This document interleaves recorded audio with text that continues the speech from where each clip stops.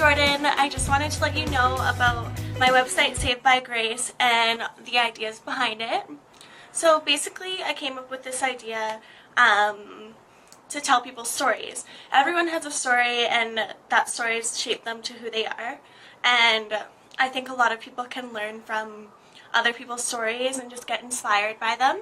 So yeah, that's how I came up with this idea, and I'm hoping that other people will be inspired by all these cool stories.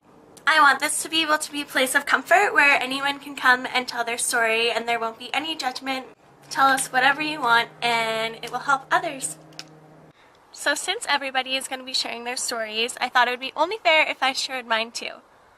So about a year ago, I was going through a huge change in my life and it was really difficult on me. So I had been planning to go to Thailand for a while, and then right after this change happened, it was coming up about a couple weeks after, and so everyone in my family thought that it would be a really good idea to go with my sister to Thailand.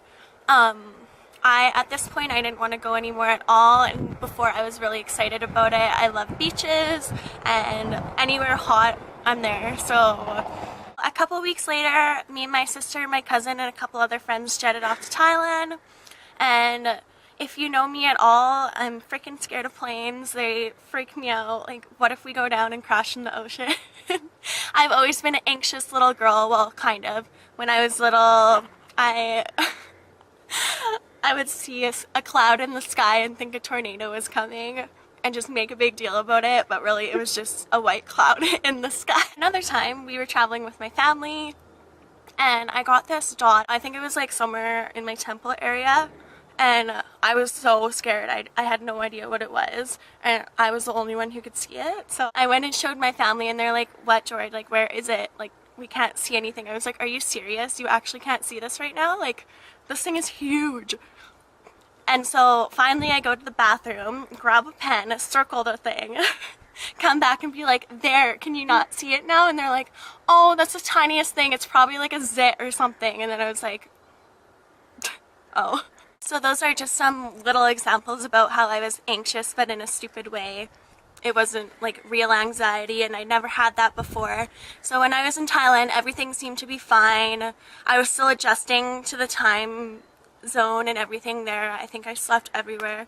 Slept on the grass, the elevator, the escalator, tables. I slept on my sister's shoulder.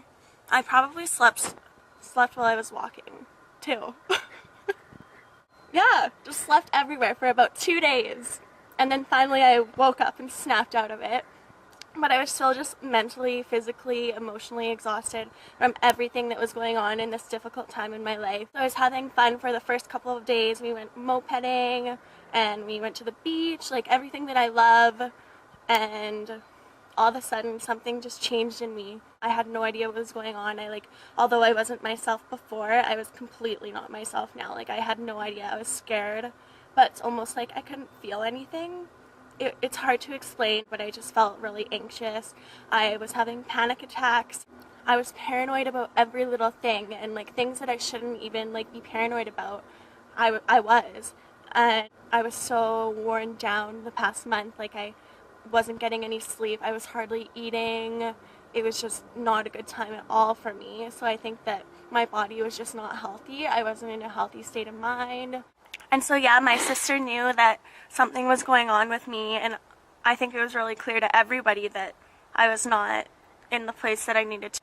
So we contacted my parents, and my parents, well, loving people that they are, they got a ticket for me right away to come back home.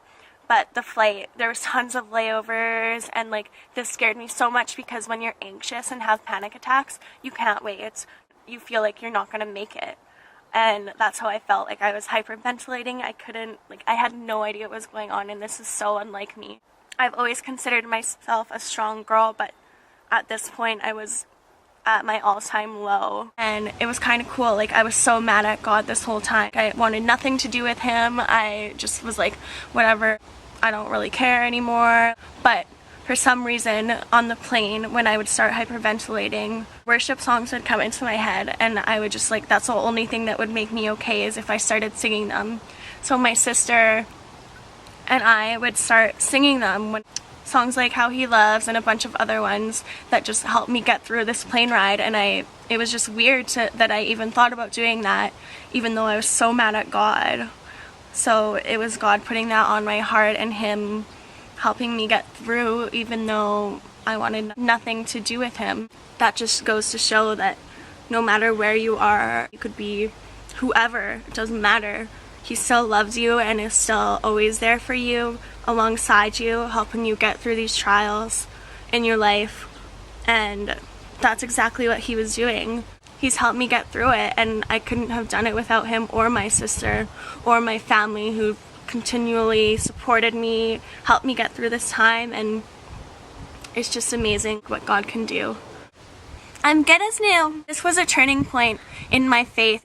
This was the time in my life where I think God used this hard time to bring me closer to Him and just grow. And it says in the Bible that consider trials to be great joy in our lives because they shape us into who we are. So I think one thing that all of us can learn is that we should be thankful for hard times and stuff because they make us who we are. Oh, how He loves us. Oh, how He loves.